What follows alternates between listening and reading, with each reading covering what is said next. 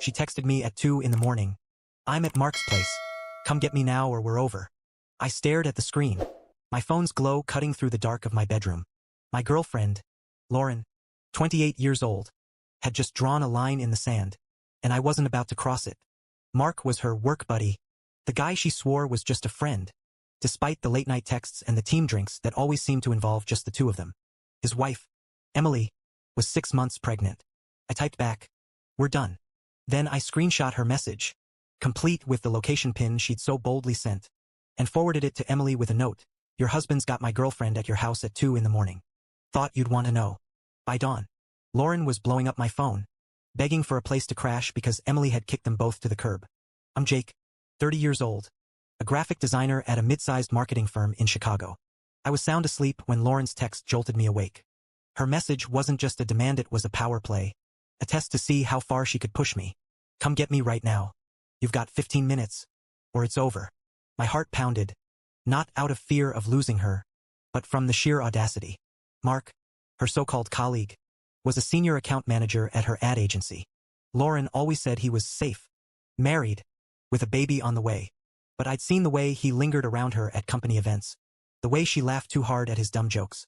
I replied, "If you're at another man's house at 2 in the morning, what am I supposed to prove? We're done. Let Mark take you home." Her response was instant, a flurry of texts that lit up my phone like a slot machine. "Are you serious? I'm giving you a chance to show you care. A real man would be here already. Then you're pathetic.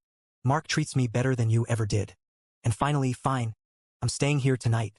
Hope you're happy." That last one came with her location pin, confirming she was at Mark's house in Evanston, a 20-minute drive from my apartment.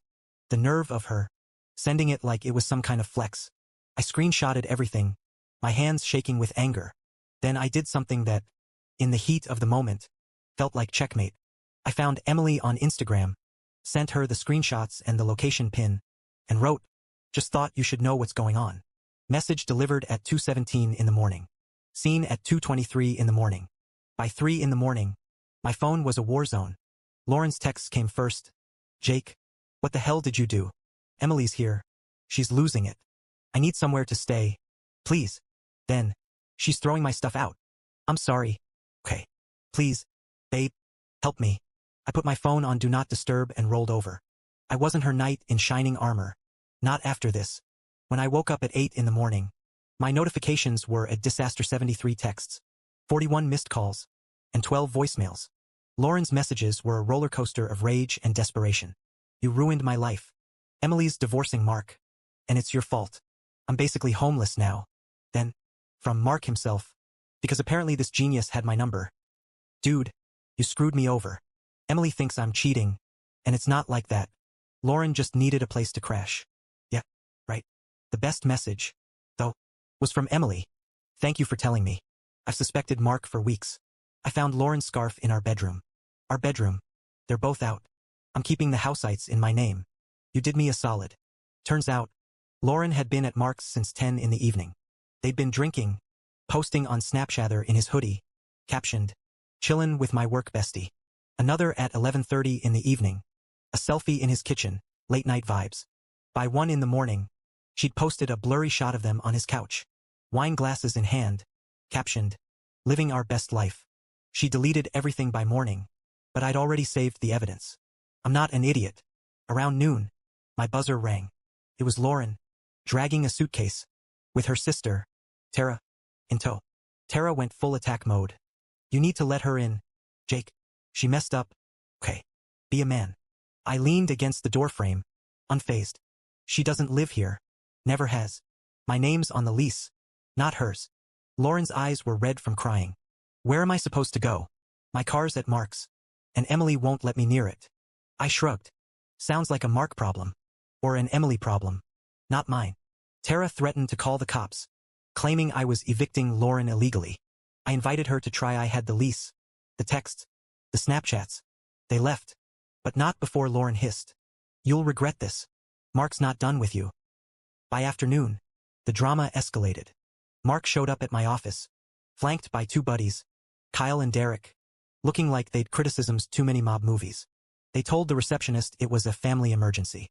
I came down to the lobby, phone recording in my pocket. Mark got in my face.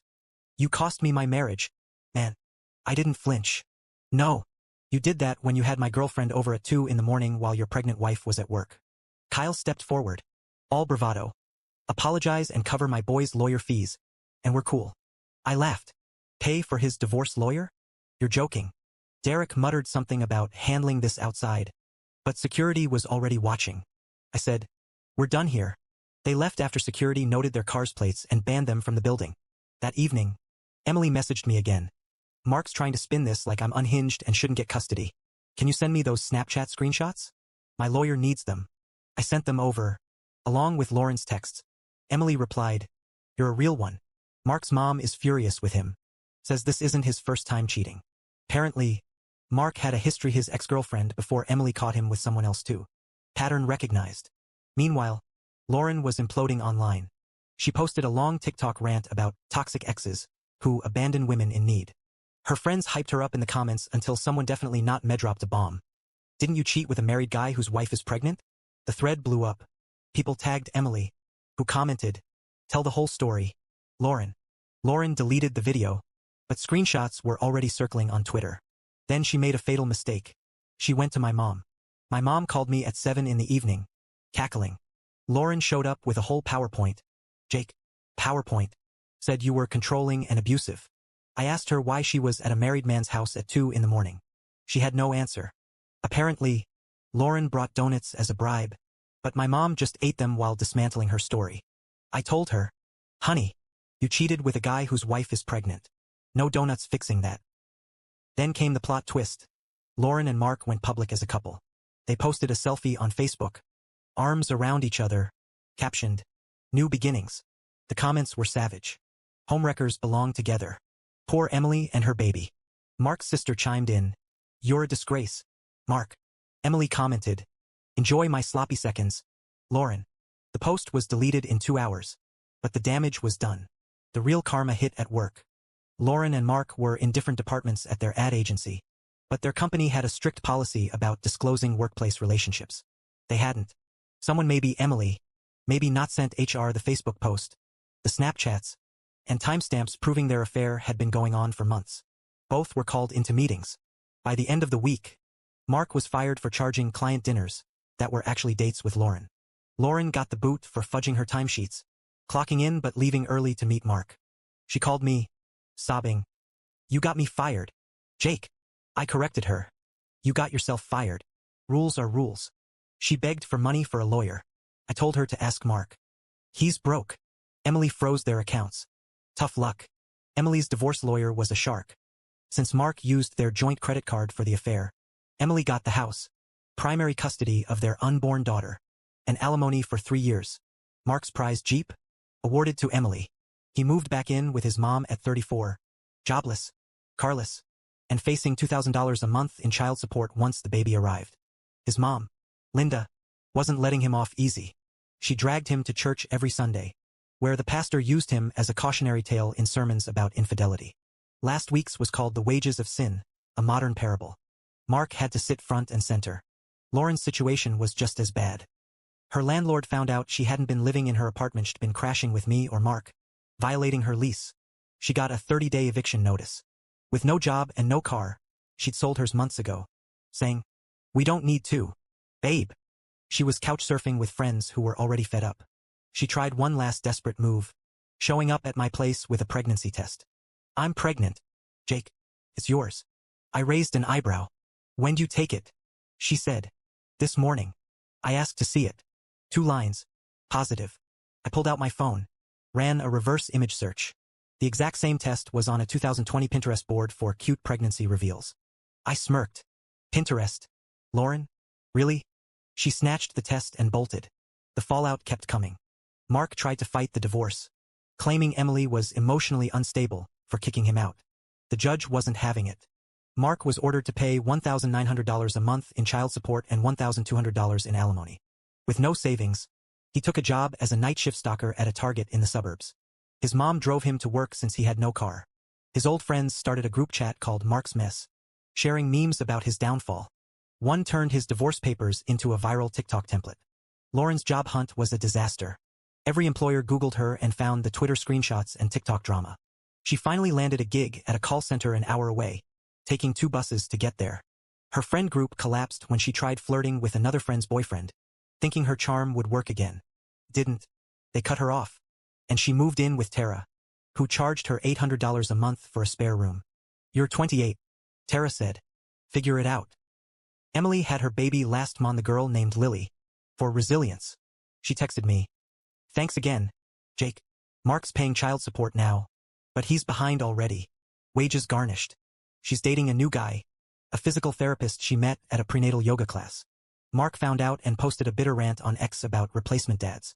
Emily's lawyer saved it for the custody file. As for me, I'm thriving. Got a promotion at work. My boss was impressed with how I handled Mark's lobby stunt without losing my cool.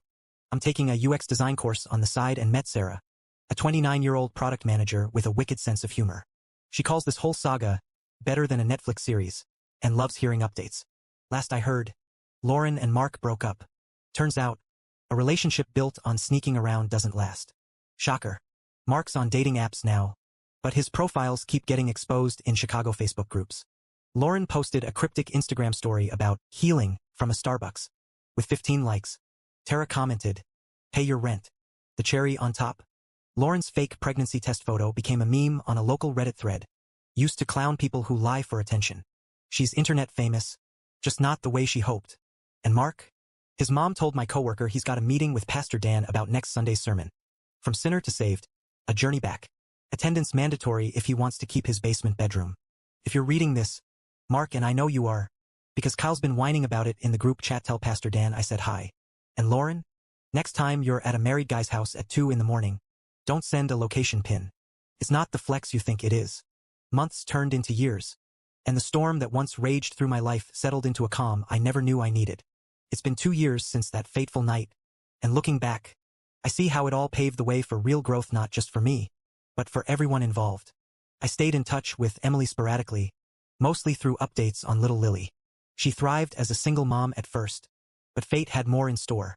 That physical therapist she met at yoga? His name's Alex, and they got married last spring in a small ceremony by Lake Michigan. Emily sent me photos. Lily in a flower girl dress, beaming like the sun. Couldn't have done this without your nudge toward truth. She wrote. Now, she's running her own prenatal wellness blog, turning her pain into purpose, helping other women spot red flags in relationships. Mark, surprisingly, stepped up for co-parenting. After hitting rock bottom living in his mom's basement, stocking shelves at Target, sought therapy. Pastor Dan's sermons must have sunk in because Mark joined a men's support group at church. He apologized to Emily in a heartfelt letter, admitting his patterns of infidelity stemmed from unresolved issues from his own parents' divorce. They share custody now, and Mark's got a steady job as a logistics coordinator. No more flashy ad agency life, but he's building something real, even volunteering at a youth center to mentor kids on healthy relationships. As for Lauren, her call center gig was a wake-up call. Couch surfing and scraping by humbled her. Tara, her sister, pushed her into counseling, and slowly, Lauren rebuilt. She went back to school part-time for a marketing degree, ditching the drama for self-improvement.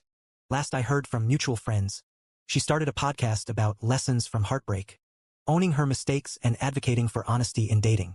We ran into each other at a coffee shop downtown, pure coincidence. No fireworks, just a nod and a quiet chat. "I'm sorry, Jake. Truly. I was lost," she said. I forgave her, not for her sake, but for mine. Closure felt good. Me, Sarah, and I are engaged now. She's the one who encouraged me to launch my own freelance design studio, which took off faster than I imagined. We're planning a trip to Europe next summer, sketching out our future together. That 2 in the morning text. It wasn't a curse. It was a catalyst. It forced us all to face our flaws and emerge stronger. Life's not about perfect endings, it's about the redemptions along the way. And for that, I'm grateful.